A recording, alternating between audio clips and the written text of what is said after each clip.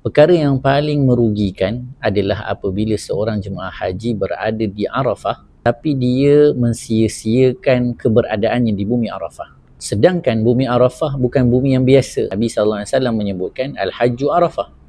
Haji itu adalah berwukuf di Arafah. Nak bagi tahu pada kita besarnya nilai bumi Arafah. Apalagi kalau orang tu berada dalam ihram 9 hari bulan Zulhijjah di bumi Arafah. Ia merupakan sebaik-baik tempat untuk berdoa. Bahkan berdoa ketika itu sangat mustajab. Sangat rugi kalau orang dah sampai pada waktu itu, dirinya adalah tetamu Allah, dia tidak berdoa. Apalagi dia tak tahu apa yang perlu didoakan. Maka para ulama berikan kepada kita garis panduan.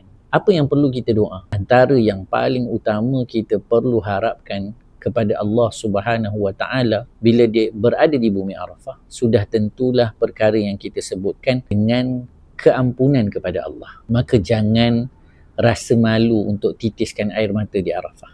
Jangan rasa segan untuk mengaku dosa dan kesalahan kita di bumi Arafah. Tadah tangan kita menangis di hadapan Allah supaya air-air mata itu menjadi pemadam api neraka buat kita.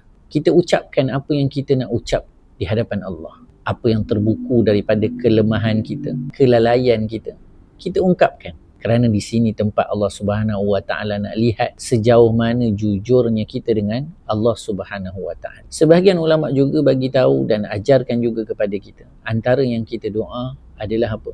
Ya Allah, kami memohon kepadamu dengan apa yang pernah dipohon oleh baginda Nabi dan hamba-hambamu yang saleh.